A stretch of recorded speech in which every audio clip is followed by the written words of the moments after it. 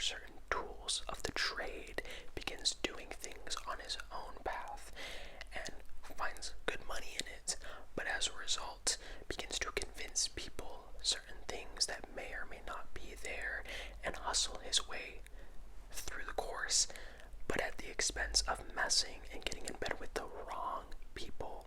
And soon he begins having to convince himself that what he is doing is ethical and that he will be okay, when in reality perhaps he may be digging his own grave a bit too deep.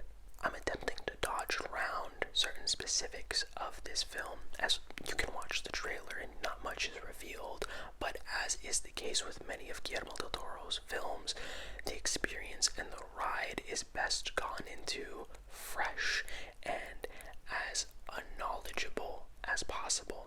And Nightmare Alley proves that more so than I think any of Del Toro's other projects, because this is insane. I'm getting slightly ahead of myself. I really do have to give credit to where credit is done with Del Toro as a person, not just a filmmaker, but a human.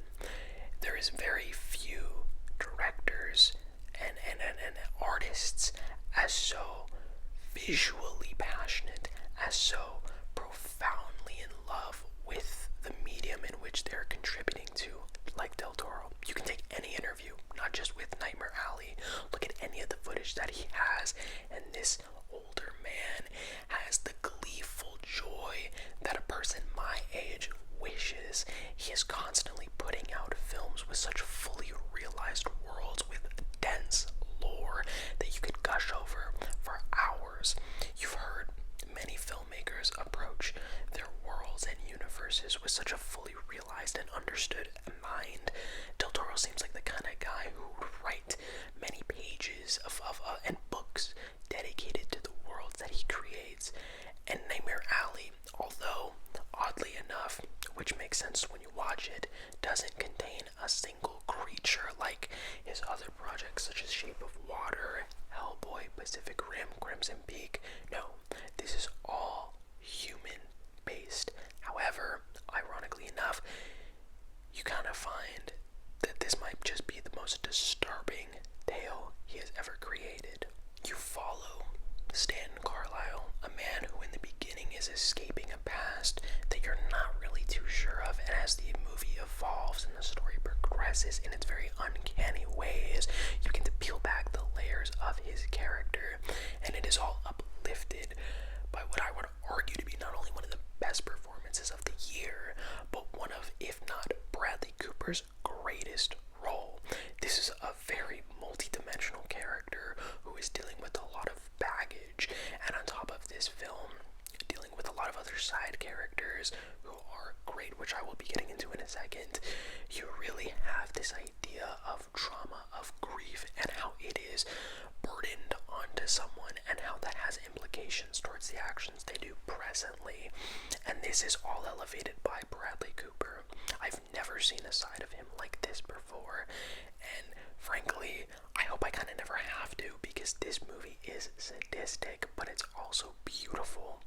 It's almost as if you're dreaming of a fairy tale, but there's something off, inherently off, and you're sifting through it out, and then you realize where this story was going, where this dream was evolving to, and then it completely recontextualizes everything. Like Nightmare Alley, by the end, you really sit in the back of your seat, and it's within those last 30 minutes where, if you perhaps weren't there for the absurdity, the insanity, the maddening descent that this movie goes into for the first hour and a half or so, those 30 minutes will make or break things for you. It perhaps isn't Del Toro's scariest in terms of a visual manner. It perhaps isn't Del Toro's grandest or most expensive, albeit this movie looks freaking fantastic for the budget that it's on. Every department is working on all cylinders here, but this movie is single-handedly his most, demented, psychological, because like I said, there is no creatures in this movie, just human beings, but are driven most by Stan Carlisle, by very animalistic, beastly tendencies, but at the same time it's a drive that we all have. It's just the way that you sift through it.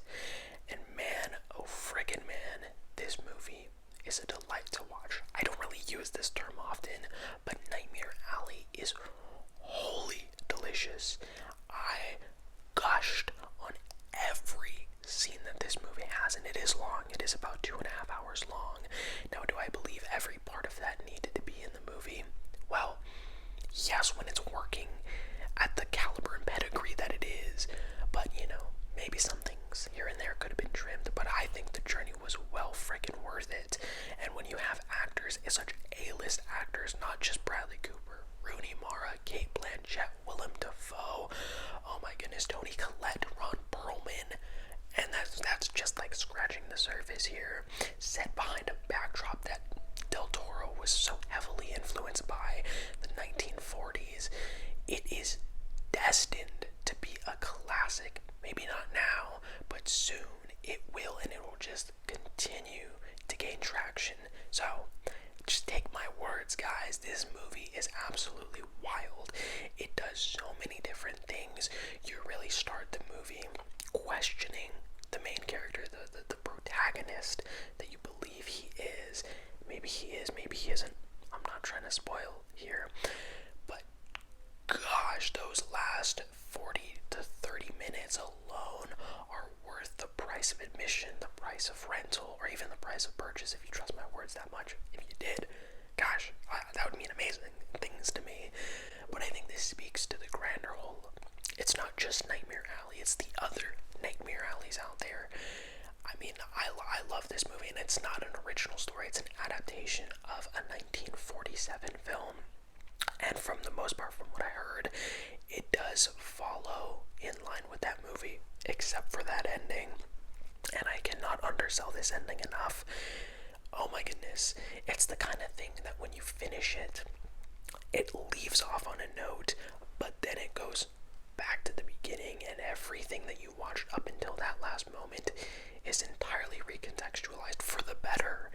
And it's just a further sign of Guillermo del Toro's brilliance and his insatiable hunger to tell new, fascinating stories with lush, dense worlds. And I loved it so much, on so many different levels. But at the end of the day, it was such a very crazy, wacky, absurd world that I frankly didn't want to get out of, which kind of makes me sound crazy considering what content and material and lengths that this movie goes. But yeah, I almost adored this movie if it wasn't for the slightly bloated runtime. It would be utter perfection to me.